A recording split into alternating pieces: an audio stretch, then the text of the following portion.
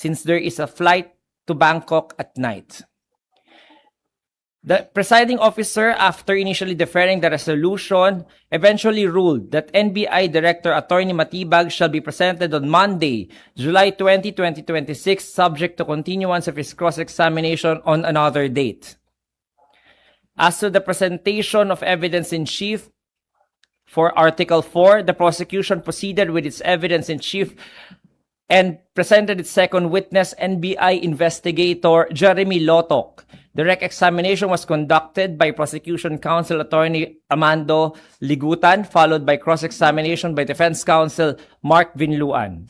Senator judges actively interpolated the witness. For media reference, the inquiries centered in three primary evidentiary themes. Theme number 1, legal elements and assessment of grave threats. Senator Judge Risa Ontiveros and Senator Judge Joel Villanueva probe the NBI's evaluative standards and criteria for concluding the existence of a grave threat. Inquiries focus on the necessity of proving the threat was real and whether the presence of conditions attached to the alleged statements or the respondents' subsequently stated excuses legally negate the elements of a grave threat.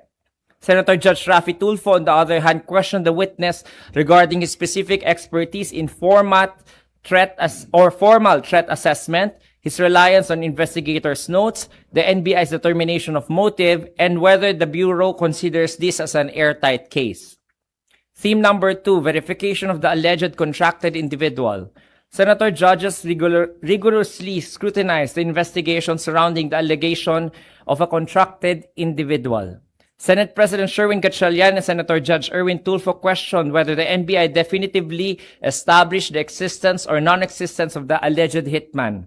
Inquiries focus on the exact timeline of when this individual was allegedly contracted relative to the incident involving Attorney Zuleika Lopez and the findings of the task force investigating threats to the president's life.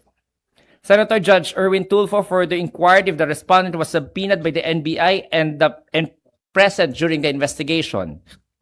Senator Judge Bam Aquino sought details on the methodologies employed by other NBI agents in identifying the alleged contracted person and verified with the defense if a specific denial had been entered in the articles of impeachment regarding this allegation.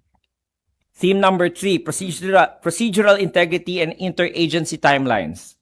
Senator Judge Amy Marcos, augmented by the presiding officer, noted discrepancies in the timelines of events as recorded between the official subpoena and the witness's executed affidavit. Senator Judge Erwin Tulfo examined the status of the case referred to the Department of Justice, noting it has been pending for over a year. He strictly reminded the NBI to ensure complete procedural accuracy in the filing of future complaints and questioned the House prosecutors regarding their awareness of these documentary discrepancies. Senator Judge Alan Cayetano inquired into the witness's knowledge of parallel investigations potentially conducted by other agencies.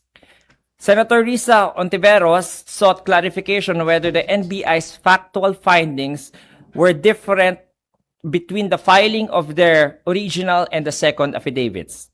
Senator Judge Rafi Tulfo clarified the witness's specific operational scope, establishing during cross-examination that Attorney Lotok was not involved in the initial receipt of the complaint before the DOJ. Following rulings by the presiding officer on various evidentiary motions and objections by both parties, the trial was adjourned.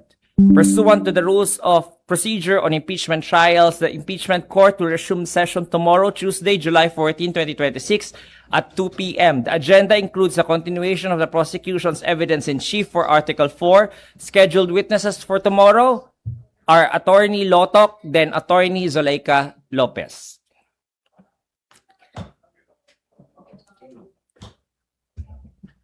I also want to address the elephant in the room.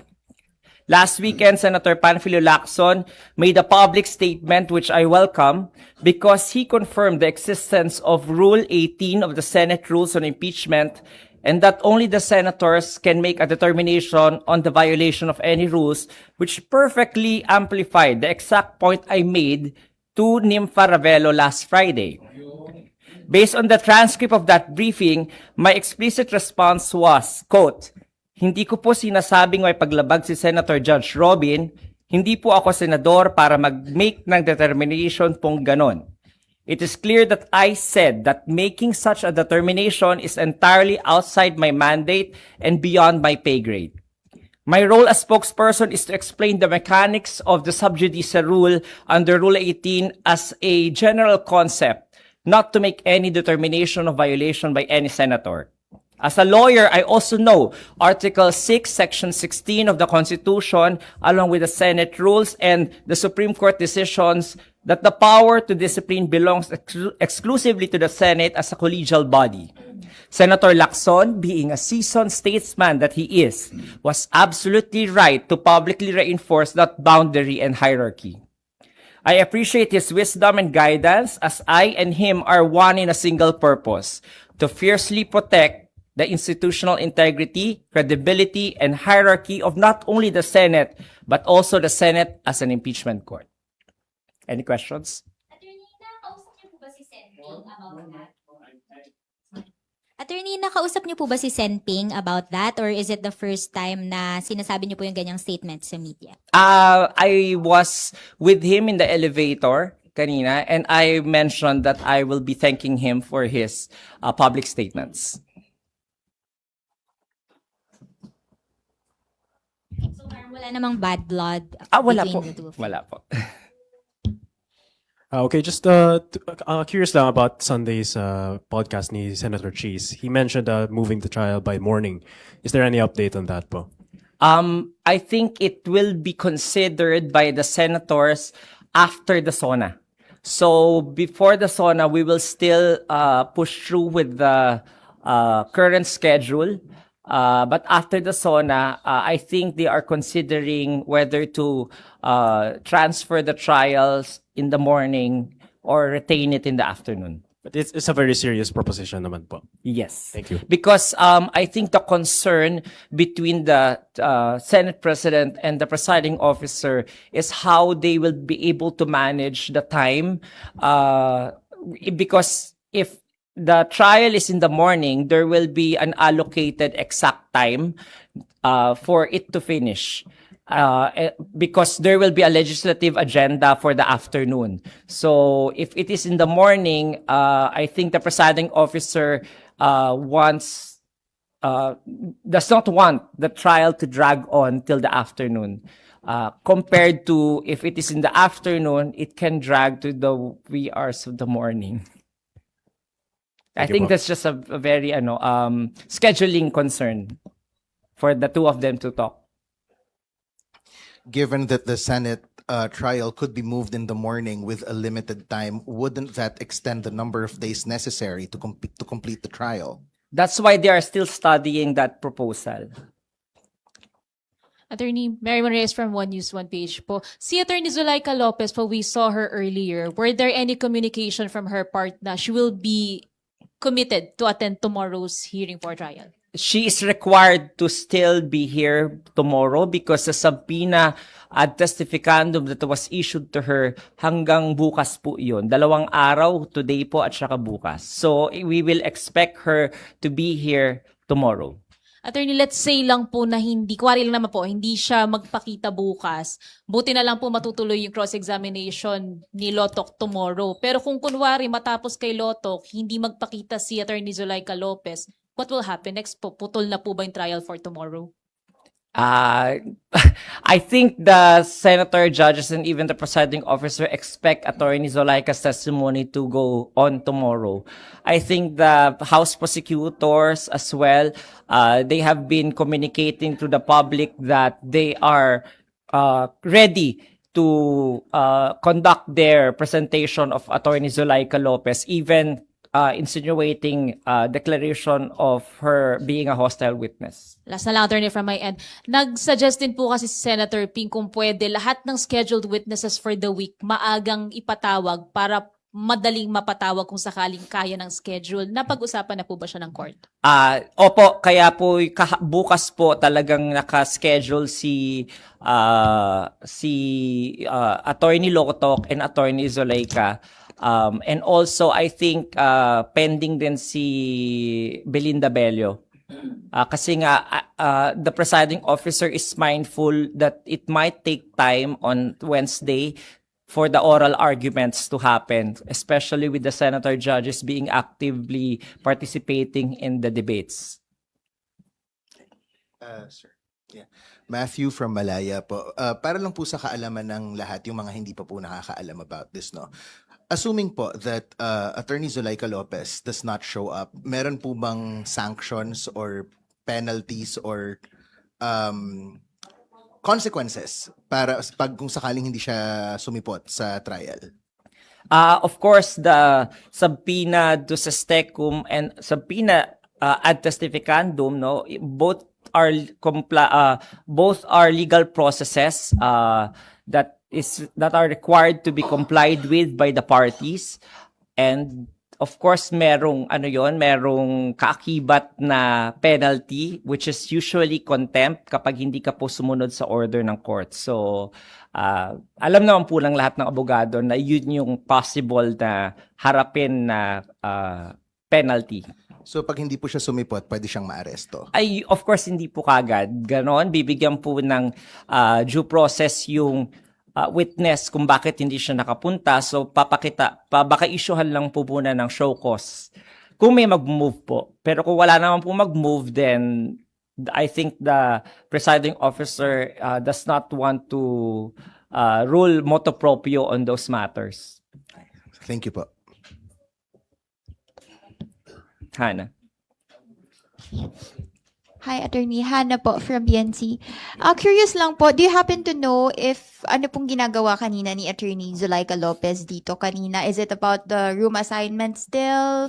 Administrative matters? Nako-coordinate po ba siya sa Senate Impeachment Court? Yes, I think the secretariat was already, or the clerk of court was informed about her presence and her compliance with the subpoena. It was just not manifested by any counsel on the floor, but the presiding officer was already informed about her presence in the vicinity. Opo, naghihintay po kung tatawagin po siya. Kaya lang po walang party po na nag-bring up nung matter na yon. So, hindi ko lang po alam kung alam ng House prosecution po na nandito po siya. Hindi ko po masasagot yun sa inyo. Pero as to the Senate Secretary po and acting like as a clerk of court, alam po namin yun na she is here. And then, Attorney, natapos po ngayon 8 p.m. Ganito na ba palagi ang trial? Nakangiti kayo, Attorney. Yes, based on experiences in ordinary courts, ganito po talaga, especially kung medyo on a tight schedule tayo na 11 days lang yung sa Article 4, so talagang kailangan natin squeeze in. So as part of court management, of course, the presiding officer wants to accommodate all the requests. Kaya nung may nag-request din na senator judge na to cut the cross-examination short, it was favorably ruled upon. Pero hanggat walang mag-motion to either party or a senator judge na i-cut short yung proceedings natin, we will continue on to the night. Ganun po. For tomorrow po ba, sure na mape-present na talaga si Attorney Zulaika? Because what if mag-stretch po ulit yung cross-examination?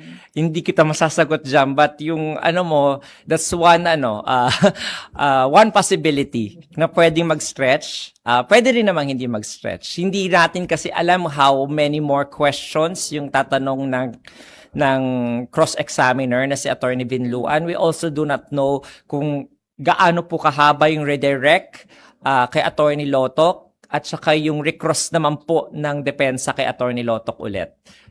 Meron din po bang instances or pwede po ba na yung senator judge like kanina ay mag-move to adjourn or i-close na yung cross-examination? May mga ganun po bang pagkakataon to expedite yung process? Oh, yes. Yes. That's allowed under the rules. On what? What grounds? Anong circumstances siya pinapayagan? Yung pag-adjourn. Pagka-cut short, sir, nung cross-examination. Usually, magsastate yung movant ng just cause, reasonable grounds. Kunwari, yung length of time that we have already spent hearing the witness, yung exigency of the case. Kunwari, may emergency na nangyari or meron namang mga pagod na yung mga participants in the trial. So those are reasonable grounds naman considered by the presiding officer in granting the motion. Hi, Attorney. Ay, sino po? Rafi Aying. Rafi Aying po from the Daily Tribune. Sir, with the apparent na-discuss kanina is yung mga flaws and discrepancies, the typographical error. Will the parties will be given chance to rectify that or is that part of the... Paano ko ba sasagutin yan?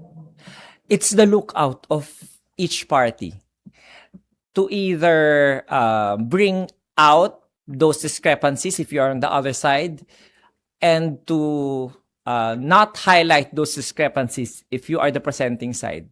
So, depende na po yan sa trial strategy ng mga abogado.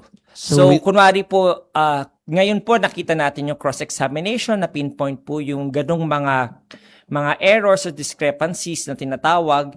Now, the prosecution has the power to rectify that by asking sa redirect questions. Usually, papaklarify bakit may mali, bakit ganon. So, I mean, without, hindi ko pinapangunahan sila, pero part yun ng any lawyer's training po. Yes, and as a lawyer, I believe hindi ka pwede magsalita nito, pero parang humina ba ang kaso laban kay Vice President? Ay, wala talaga akong judgment dyan. I cannot make that determination. Thank you.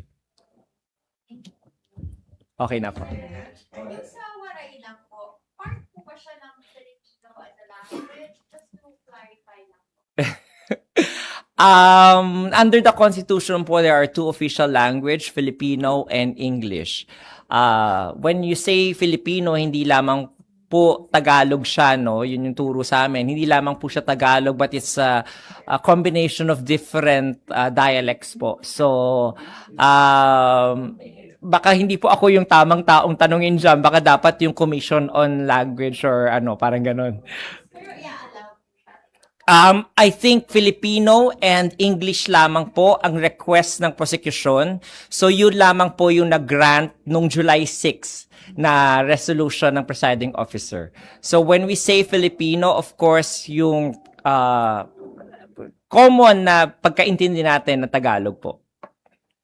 Attorney, sino po yung dalawang senador na wala kanina? Kasi 19 lang yung attendance.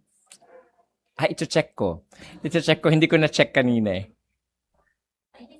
Sorry. Yung may ilang senator judges din po na lumabas, yung iba 10 minutes, 15 minutes, 20 minutes bago bumalik ng session hall. Any communication or info po kung bakit? Okay, the senator judges can go out of the plenary. Meron silang monitors at speaker doon sa senator's lounge. So, pag nag-take ng break sila, nag-CR sila, naririnig pa rin nila yung nangyayari sa floor.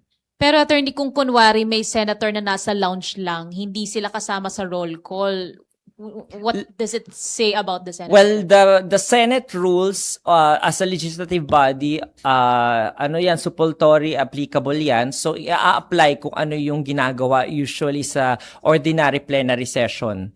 So, basta nagka-roll call na, you are already considered present. So, even if you go out of the plenary, considered ka ng present for that day, for that session. Pwede rin pong malate sa roll call. Pwede rin po, malate. Kanina po may na-late yata sa roll call.